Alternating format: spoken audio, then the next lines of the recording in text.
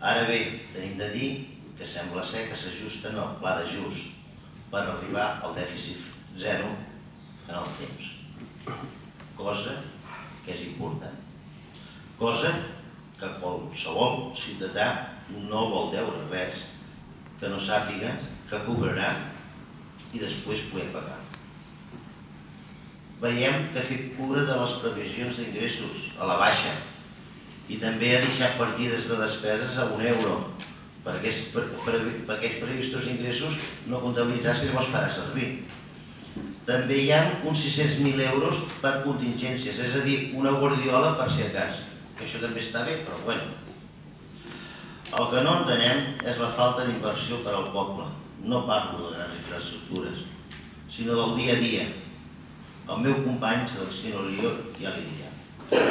La dotació del consum de material de les brigades de manteniment, de reparació i conservació d'infraestructures de la via urbana és només 75.000 euros.